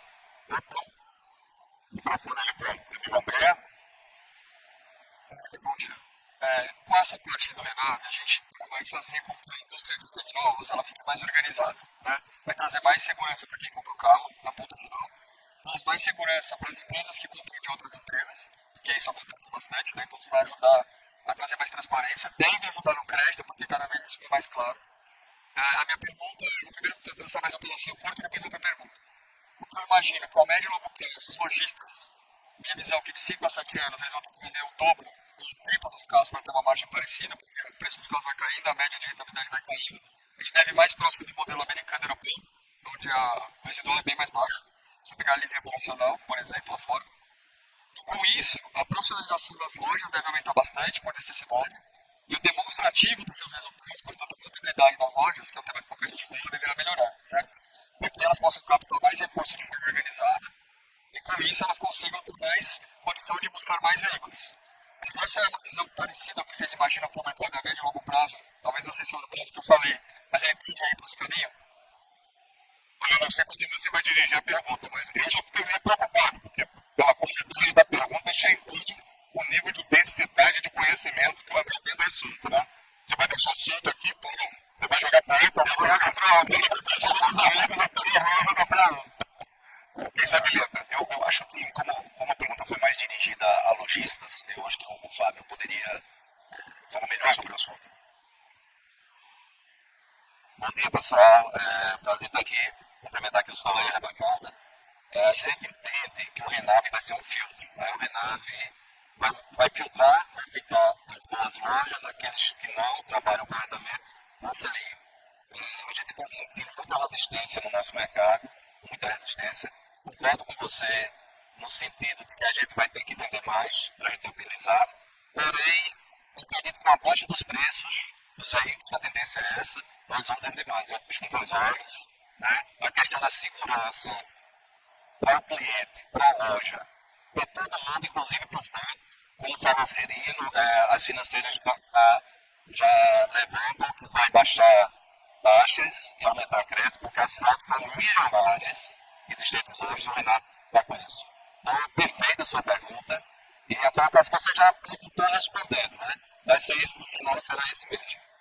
Obrigado. Quero aproveitar para fazer só um complemento. É importante deixar claro que dentro dessa operação de Renave Usados que está prevista, para vigor também está prevista a consignação embutida no processo. Isso é extremamente relevante. A gente sabe que é o modus operandi do pessoal que gosta de trabalhar na informalidade. Né? Então, não só é previsto o processo, como é hoje em São Paulo, por exemplo, de entrada e saída digitalizada de estoque, mas também no caso de uma consignação, que é uma operação existente, ela é legal, né? Desde que seja formal. Né? Isso está previsto dentro do Renave, não só um contrato, nota fiscal de entrada, de consignação, saída de consignação, nota de terminação de vendas, etc. Um segundo comentário breve com relação ao que você disse de rentabilidade. Eu, particularmente, não acredito que vá mexer na rentabilidade. Tá? Talvez possa baixar um pouco a margem de lucro em termos nominais, justamente porque o valor do carro vai baixar. Mas em percentual, não acredito muito nisso, não. Mesmo porque vai haver uma pressão por conta do imposto. Né? Então, outro ponto que a FenaBrave vem trabalhando também em conjunto com a Fenalta, porque não é justo um carro usado pagar 28% da margem que o IVA previsto. Tá certo que há algumas compensações de créditos que são envolvidos na operação, como reparo do carro, etc. Isso tudo precisa tomar crédito. Mas, mesmo assim, uma taxa é um imposto muito impactante na operação de realização do trabalho, para que a gente consiga, de repente, um atenuante e fique num percentual de imposto um pouco abaixo desse IVA aí esperado. Só toquei nesse ponto bem rapidamente, gente, porque a locadora também será bastante impactada pelos impostos novos, né, só do mercado de locação e agora do mercado de venda de seminovos por portal.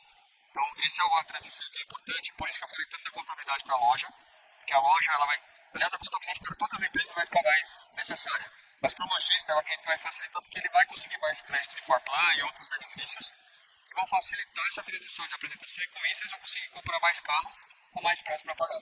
Eu acho que isso aí vai ajudar bastante o mercado e, obviamente, para as concessionárias também, que os juros precisa para todo mundo e imposto também, né? Então, obrigado, porque me ajudou bastante também a pensar. Eu acho que, eu ainda acredito que a margem vai cair um pouquinho, mas, de qualquer forma, com certeza, em valor e certeza, porque o ticket médio vai cair, né? Então, mas é uma visão que eu acredito, só isso. Obrigado. The automotive industry continues to evolve, and so do the opportunities to define it.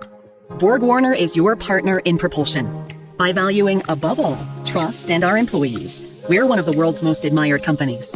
And for over 130 years, we've been building the future of mobility. With the world's foremost technologists and engineers, we will continue to design how the world moves. Let's do something big together. No mercado há quase meio século, a Continental Parafusos oferece aos setores automotivo, linha branca, construção civil e eletrônicos um portfólio completo de parafusos, porcas e peças especiais. Nossa operação é otimizada. Além do robusto processo produtivo, os nossos clientes contam com pontualidade nas entregas e estoques de segurança.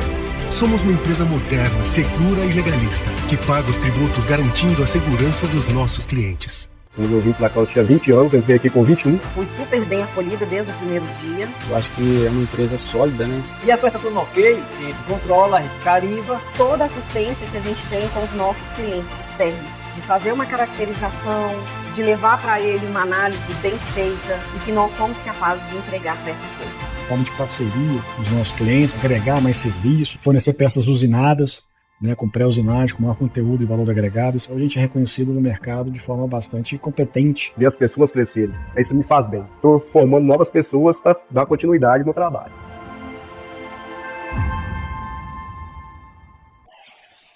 Bacana, André. Obrigado a você pela oportunidade. Deixa eu aproveitar esse tema ali aqui da próxima pergunta, até uma mensagem principalmente para quem ainda não conhece o programa Papo de Garagem ou ainda não está inscrito nele, né? É um programa, não é um podcast, porque é um programa de mais ou menos 1 hora, é um programa quinzenal, então tem episódios de 15 em 15 dias e tem vários quadros. Então a gente está aqui representando um dos quadros do programa, que é a Mesa Redonda, que é o nosso campeão de audiência. E a gente, além dos episódios, a gente publica shorts, que vem sempre na sequência dos episódios. Tá? E por coincidência, ontem a gente publicou um short, o assunto, o programa Moto Brasil, né? Uma análise do Paulo Miguel. Eu vou pedir para você, Paulo, falar um pouquinho sobre esse assunto, que eu acho que é um assunto também importante. E só para vocês terem uma ideia, foi publicado ontem, então tem mais ou menos 24 horas que ele foi publicado e já estava chegando em 8 mil visualizações. Então é um tema que está realmente puxando o público, tem muita gente interessada sobre isso. Paulo, queria aproveitar a oportunidade para você falar um pouquinho aqui para o público também, contar um pouquinho da tua análise sobre a questão do Moto Brasil. Por favor. Bom dia a todos. O Moto Brasil, principalmente nesse momento que afeta, o que poderia afetar diretamente o negócio das locadoras, né? Os carros para motoristas de aplicativo e taxistas. O governo veio com esse programa e um dos pontos controvertidos do programa, acho que a maioria, todos já conhecem, né? É algo corrente aqui, é que muitos dos motoristas de aplicativo e taxistas acreditavam que ele sendo aprovado no cadastro do Ministério, ele já estaria apto ao crédito. E são dois momentos distintos, né? Primeiro eles se cadastram no portal, tendo aprovação, aí ele precisa aprovar o crédito dele. E isso causou um pouco de frustração na categoria, principalmente dos motoristas de aplicativo, de não conseguirem o crédito para isso. É um assunto que está sendo bastante debatido, a Fenabrave tem trabalhado bastante nisso, inclusive na questão do fornecimento de crédito, do desempenho. mas nós ainda temos um consumo ali na faixa de 10, 15% do valor previsto. E a gente acredita que isso ainda possa melhorar. Algumas alternativas de crédito estão sendo estudadas ainda pelo governo, como os bancos comerciais não entraram de cabeça nesse pacote, fica mais difícil. Os bancos públicos entraram, estão com condições diferenciadas, algo de uma taxa de juros excelente para o nosso mercado atual, né, e seria uma boa renovação de frota. Mas o programa ainda continua meio que enroscado, né? A gente espera que ele melhore um pouco. Acho que o Cirino pode até completar um pouco mais as informações da Fenabrave. Tá bom, é breve. A gente tem enfrentado e visto o mercado enfrentar o problema de crédito, né? Crédito. E existe um segundo problema que tem começado a aparecer, que é a falta de produto para entrega. Então, por que eu estou dizendo isso? Esse problema caiu em cheio em cima de algumas montadoras chinesas, esse é fato. Tá? É um programa que foi feito para tirar o motorista aplicativo do custo da alocação mensal do carro, falar em torno de R$4.000, né, Paulo? Por uma aquisição no veículo próprio, um financiamento de mais ou menos R$2.000 por mês. Mas ainda é um fôlego bastante grande. Só que é um programa que foi, de fato, direcionado para 2 ou 3 marcas chinesas. 2 ou 3 marcas chinesas que, nesse momento, vivem um período de caixa de venda. Então, tem uma marca chinesa específica que está com os seus próximos 60 dias comprometidos, já com clientes anteriores. Né? O que significa que se o programa acabar, de fato, em setembro, como está previsto, não vai dar tempo de atender. Porque você precisa fornecer a nota fiscal de venda. Existe um tempo que eu considero demasiado para que a financeira receba essa nota e tenha autorização de pagamento em plano à concessionária, para aí sim que haja a entrega do carro. Se não houver uma prorrogação, dificilmente nós vamos conseguir avançar muito em volume, porque não vai ter carro para poder emitir nota fiscal de venda e mandar para a financeira, para o banco, principalmente os dois, Caixa e Banco do Brasil. Existe um esforço do governo, eles devem conseguir uma prorrogação de mais 60 dias. Existe o esforço do governo de tirar, fazer lá para os bancos públicos, né, que não são públicos no capital, mas enfim, a Caixa e Banco do Brasil, tirar PC, etc. Existe uma pressão, né, para que os gerentes de agência façam o negócio. Isso existe. Agora, se não houver a prorrogação e não houver um incremento ainda mais significativo no aporte de recurso no FGI, que não é o melhor dos mundos, mas é o que tem, acho que vai ser difícil virar isso aí, mas a expectativa é que eles consigam vencer essas barreiras. Um ponto importante também é que, se falou que os gerentes estão sendo pressionados, a avaliação de crédito para esses motoristas é totalmente diferenciada de uma avaliação de crédito normal de mercado. Então, tem alguns critérios diferenciados para essa concessão para facilitar a tomada de crédito, mas ainda está difícil. Fantástico. Tem alguma outra pergunta na agulha aí? Eu ia fazer até um aviso para vocês, que eu fui olhar no relógio aqui, está faltando mais ou menos 6 minutos, então você só tem 6 minutos para aproveitar essa oportunidade, mas aí a gente acabou de receber a informação que a gente ganhou uma prorrogação. A gente vai conseguir mais um tempinho para vocês, tá bom? Então, por favor, gentileza. Bom dia. Minha pergunta é dirigida aos debatedores. Nós assistimos aqui nessa arena ontem uma palestra sobre o mercado americano. E a gente sabe que o mercado americano não serviu de espelho durante muito tempo. E existe uma questão geopolítica importante na questão do mercado americano, já visto que os chineses não estão entrando lá. Né? Como vocês enxergam o mercado brasileiro frente a uma eleição que se avizinha, agora dentro de mais alguns meses, em que hoje a gente pode ter uma mudança de governo também? Uma pergunta da cara, Milad, e eu já vou dizendo que eu tenho uma pergunta para o Fábio que engatilhada depois dessa aí. Tá, mas Milad, por favor. Vai existir, com certeza. Acho que antes, deixa eu só comentar, é relevante o que você comentou, mas o que está muito difícil para os chineses no mercado norte-americano é o veículo pronto. Se você anda por Detroit, aqueles galpões abandonados estão basicamente dominados por chineses nas autopistas. Então, assim, existe uma grande possibilidade, no médio prazo, dentro de um estandarte de dedos, eles começarem a construir, fabricar veículos lá. Eles estão já de forma periférica, já conseguindo entrar. O chinês não tem pressa. O chinês tem planejamento estratégico de longo prazo. Tem uma estratégia de Estado que eles atuam. E a indústria automobilística deles não começou ano passado. A gente preparou, minha sócia está aqui, a Maia, a gente preparou um material sobre os chineses. A gente está para disputar, vai ser um material público que a gente vai mostrar um pouquinho da indústria, mas fazendo de uma história longa, curta, eles se preparam para a indústria desde 1979, tá? Quando teve a política dos joint ventures. Mas a política brasileira sim vai afetar de uma forma ou de outra a questão, numa continuidade ou numa certa resistência aos mercados chineses. Isso vai, de certa forma, impactar no volume de importação. Quem está se fixando, eu imagino que absolutamente não vai ter nenhum tipo de dificuldade. Tá? Grosso modo é isso. Uma tendência neutra do que a gente está estabelecendo, isso foi colocado ontem, inclusive dentro de uma outro painel que a gente fez parte, foi de 33% para 2032, com um viés de alta nesses números. Um número neutro num cenário aí estável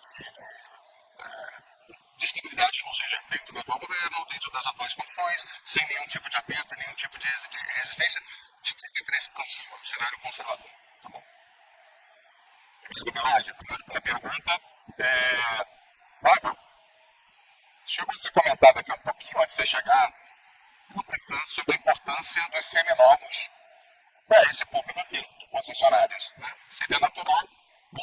E eu tinha comentado também que ontem a gente postou um short do Miguel, e hoje a gente postou um short do Fábio fazendo um comentário sobre o desempenho de vendas dos usados de uma maneira geral, seminovos embutidos, no mês de junho, inclusive já rolando ali uma perspectiva de uma nova quebra de recordes na venda de seminovos, de usados, perdão, como um todo, né?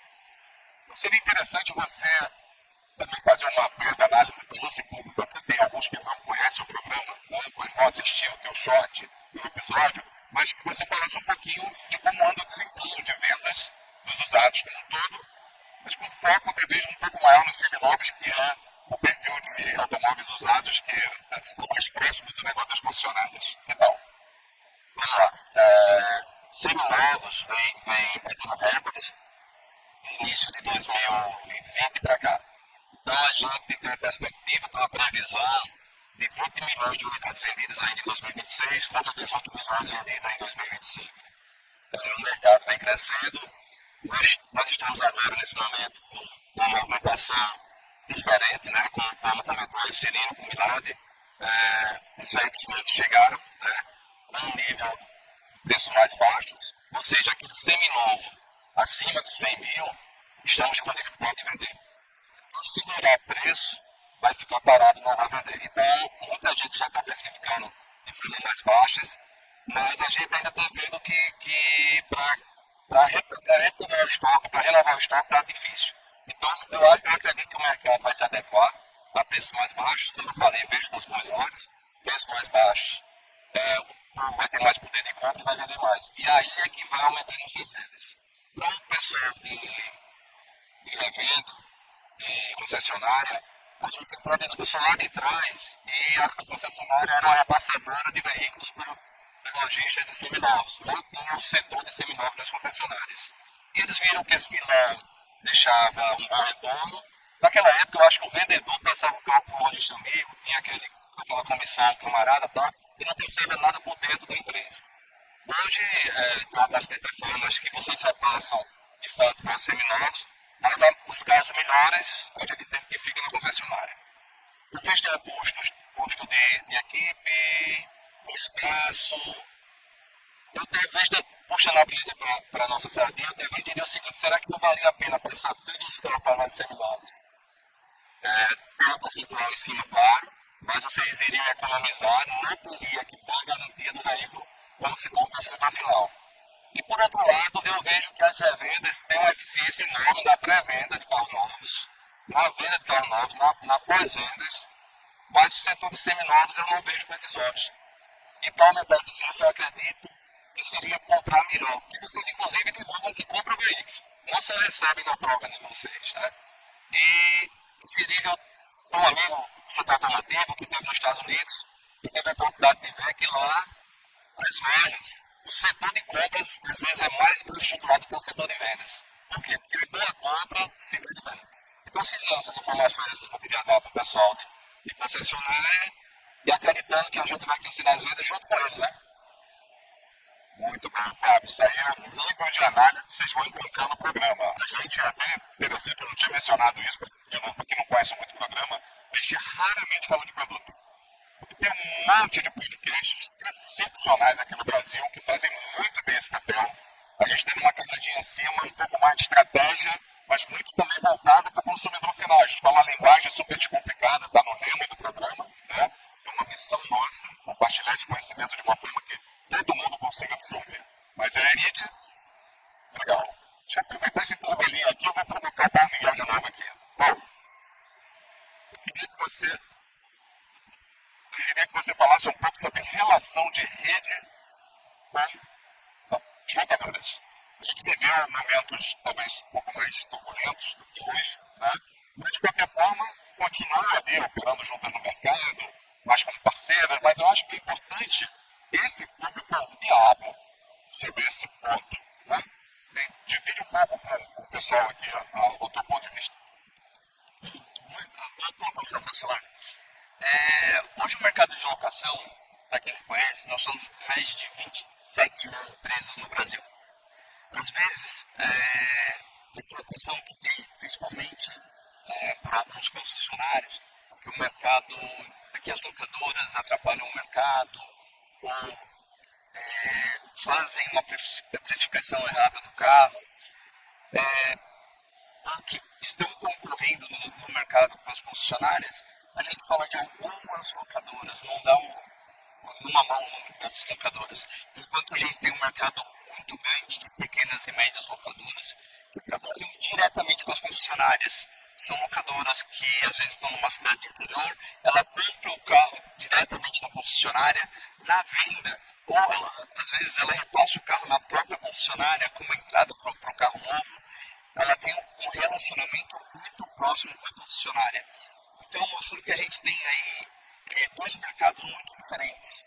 São algumas locadoras, como eu falei, não cabe numa mão, que tem uma condição de compra diferenciada, que tem sua estrutura própria, mas a grande quantidade de locadoras do mercado trabalham diretamente com as concessionárias. No interior, às vezes, usando até mão de obra de oficina. A gente precisa diferenciar muito bem esse público quando a gente fala de locadoras. A maioria das empresas são como as concessionárias, empresas familiares, que estão lá tocando o seu negócio no dia a dia, um volume não tão expressivo de carros, 50, 100 carros, que atendem a região, e isso está espalhado pelo Brasil todo. Nós temos locadoras em quase todos os municípios do Brasil. Então, isso nos dá uma penetração nesse mercado muito grande e uma integração muito grande com as concessionárias. A gente sabe de alguns casos que não são muito favoráveis às concessionárias, até por conta de repasse e tudo mais, mas a grande gama do mercado de locação de veículos está diretamente relacionado às concessionárias. Então, esse é um ponto que eu queria deixar bem claro aqui, que pequenas e médias locadoras compram direto na concessionária, fazendo todos os trâmites dentro do senhor, a prestação vai apertar muito. Obrigado. Obrigado, Paulo. Bom, registrar oficialmente a chegada da Márcia Loureira, a nossa quinta componente aqui, conselheira da BVE. Márcia, tem uma pergunta pesada aqui aguardando a sua chegada. Eu vou pedir a gentileza de você repetir a pergunta, né? Você consegue continuar? Bom dia, Márcia, tudo bem? A pergunta foi a seguinte: dentro da situação atual das marcas novas no mercado nacional aí, com um preço super atrativo, com taxa subsidiada, com bônus, quanto tempo essas montadoras vão aguentar fazer isso dentro do nosso mercado atual? Porque nós temos um custo altíssimo dentro desse subsídio aí de taxa zero, várias dessas marcas estão trabalhando dessa forma, e quanto tempo eles vão conseguir bancar isso em relação ao mercado nacional? Eu até me referi à compra de mercado, porque na verdade é isso, porque dentro do nosso cenário eu sei que existe um custo muito diferente do mercado chinês na produção de veículos contra o nosso mercado nacional, né? E a gente sabe do custo operacional dessas operações em média. Então, o tempo mais ou menos estimado se eles vão continuar conseguindo bancar isso, ou é um processo de compra de mercado. Isso afeta muito ao nosso mercado nacional, esse processo de adaptação, principalmente na parte de avaliação dos usados, na captação, na hora de formalização de proposta, né? Ótima pergunta. É basicamente a pergunta de $1 milhão, né? Porque a estratégia comercial é muito particular, montadora a montadora. E se você de montadoras chinesas, deixa eu só trocar. Em geral, são atuações que dizem muito respeito ao volume, maiores volumes e menores margens. Então, eu não poderia afirmar, pelo lado da BVE, que a gente faz representação setorial de muitas marcas, mas o entendimento de cenário é que o apetite é muito grande, dado que o mercado nacional é um mercado de volume, dado que eles têm barreiras de entradas em outros mercados internacionais equivalentes ao Brasil, então o Brasil estrategicamente é um mercado em potencial. Agora, estimar o tempo que seria previsto suportar uma operação, que eu também não saberia dizer se é uma operação de resultado líquido muito pequeno, se é deficitário, se é compra de mercado, a gente não tem esse panorama porque é uma informação sensível à estratégia de cada marca, né? Mas numa leitura global, com mais de 80 marcas previstas para operar no país e um portfólio que soma mais de 350 modelos, é um prognóstico realmente de muita competitividade. Esse ponto é inquestionável. Agora, o ponto específico sobre o tempo, só o tempo dirá, na minha opinião. Acho que ninguém no mercado tem essa informação. A gente faz uma leitura de cenários que acordos de comercialização e cooperação entre países, acordos para onde está andando o regulatório em termos de alguma forma, a indústria nacional também não ser tão impactada, então privilegiar conteúdo local, tanto no cenário de tributação, quanto no cenário CKD, SKD, motivar as empresas a se estabelecerem no país e criar valor e riqueza para o país e para o cidadão, né? Não ser somente um mercado consumidor, mas um mercado que também capture valor de toda esse número próspero de volumes. Então, peço desculpas de não ter resposta exata, mas o panorama geral foi o que eu tentei colocar aqui para vocês. Só complementando um pouco a tua informação, dentro desse material que vai se tornar público, tá? A gente estabeleceu 2 pilares. Um desses pilares, a gente faz um comparativo em relação à indústria tradicional e à indústria dos chineses. E o que a gente fala em linhas práticas? Os chineses indicam para as tradicionais que construção de carro, ferramentaria, soldagem, pintura, nós chineses fazemos também. O que vocês da indústria tradicional têm de diferente? Nós chineses temos eletrificação, temos redes de baixo custo, temos tecnologia em geral de baixo custo. Então essa dicotomia fica muito latente quando você verifica 2 carros lado a lado. A grande questão, e esse é o outro pilar do nosso trabalho, é a quantidade de marcas que vão estar presentes dentro do mercado brasileiro, competindo pelo mesmo cliente. Eu sempre brinco, né? Se você conversa com presidentes de empresas, diretores, né, que vão falar sobre participação do mercado no próximo ano, se você fazer a soma, vai dar 170%, 180%. A pizza única, né? Você vai ter que dividir aquele bolo para a mesma quantidade de pessoas, ou seja, o mercado 100%. Quem está comendo pedaços dessa pizza hoje e está prejudicando a indústria tradicional, prejudicando, entre aspas, são chineses, que estão acompanhando. Mês passado fechou com 22,5% de participação de mercado. Então, por quê? Porque o consumidor brasileiro está conseguindo comparar esses 2 veículos lado a lado já lá atrás. E novamente eu brinco, né? Quando duas chinesas, uma tal de GWM e outra tal de BYD, chegaram no mercado brasileiro, com a perspectiva de que eram veículos de baixa qualidade, da mesma safra dos anteriores, eu sempre cito o fato da Arifan. Por quê? Porque faliu essa marca, então cito sem problema absolutamente nenhum. O brasileiro tem o imaginário daquela leva de chineses do passado. Hoje os carros têm tecnologia, design próprio, tem preço competitivo com alta tecnologia. A grande questão, e aí é o segundo pilar que a gente coloca, é como vão se comportar esses carros daqui a 5 anos, quando esses carros estiverem e já estão começando a ter um pós-venda. Vai ter peça, vai ter assistência, vai ter treinamento, né? Então, até voltando um pouquinho daquilo que você comentou, da pergunta dos concessionários para mim, os concessionários vão ter que estar preparados. Por quê? Porque o primeiro contato do cliente com a marca é junto ao concessionário. Então, você tem uma série de discussões nesse sentido. E os concessionários vão ter que estar preparados para ter. Porque senão você não tem aí aquele escolhimento do concessionário e você acaba rejeitando aquela marca como ocorreu há 10, 15 anos atrás. Então esse, no meu entendimento, no nosso entendimento, são os dois grandes pilares, né, que os chineses vão ter que enfrentar daqui para frente. Primeiro, a qualidade do produto hoje é indiscutível. O segundo, eles vão ter que enfrentar realmente o pós-venda. A questão da guerra de preços, são duas estratégias nesse sentido, de ampliação de mercado e de, oi, chegamos, olhem a minha marca. Né? Se você reparar, tem uma diferenciação, por exemplo, do BYD. Os BYDs mais antigos, na tampa traseira, tinha lá o logo do BYD e embaixo o BYD King, por exemplo. Hoje eles já não estão mostrando mais o BYD King aqui embaixo, só King. Por quê? Porque todo mundo já conhece a BYD. Né? Então você tem essas duas frentes de ampliação de mercado e de fortalecimento da marca acontecendo e vão precisar. Nós mesmos aqui que somos conhecedores dentro da indústria, a gente às vezes se confunde com a quantidade de nomes dessa nova indústria. E essa é a grande questão. Então são essas duas frentes. E lembrando do que eu falei no primeiro comentário que eu fiz, a grande questão é o residual no médio e longo prazo. Essa é a grande preocupação. Tem como grande incógnita. Quem nos dera se a gente soubesse, mas tem cacete para sustentar isso por um bom tempo ainda. Legal? Obrigado, Milad. Como eu costumo falar nas minhas palestras, conversa boa é igual tentar engarrafar ar. Não importa o tamanho da garrafa, ela vai estar sempre cheia. Né?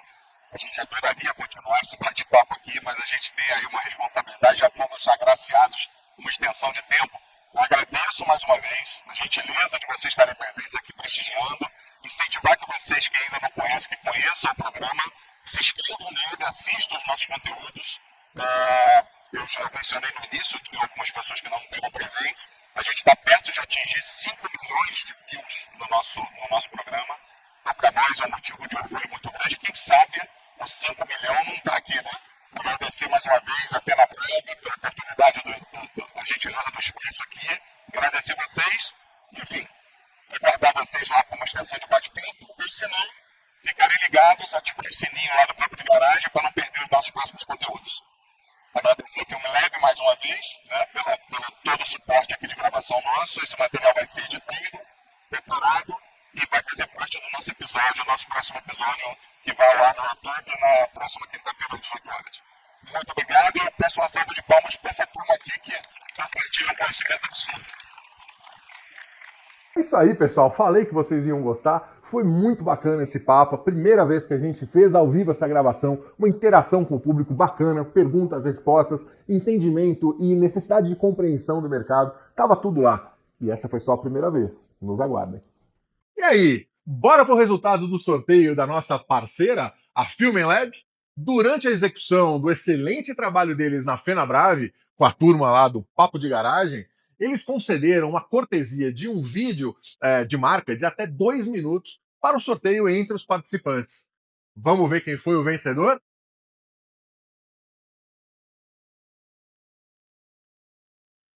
Parabéns, Lorena! E dando sequência ao nosso programa, é importante lembrar que só é possível a gente conseguir entregar para vocês o conteúdo desse programa na forma gratuita graças aos nossos patrocinadores. Borg Warner, Continental Parafusos, JG Corp, Calume, Nemat e Paluama. E além desses, prestigiem também os nossos apoiadores e parceiros de produção. Todos os links estão aqui logo abaixo na descrição. Amigos autoespectadores, com mais esta, chegamos ao fim deste episódio do Papo de Garagem, repleto de boas informações. Espero que tenham gostado do conteúdo de hoje. E não se esqueçam, mesmo que estejam assistindo pela TV, deem uma rápida pausa para confirmar a sua inscrição e registrar o seu like. Contribuam com a nossa missão social de entregar conteúdo de qualidade sobre o mundo da mobilidade de forma gratuita. E por fim, estamos à disposição para sugestões e críticas, logo aqui embaixo. Elas são fundamentais para seguirmos melhorando o programa e entregarmos a qualidade de conteúdo que todos vocês esperam de nós. Meu forte abraço a todos e até o próximo programa.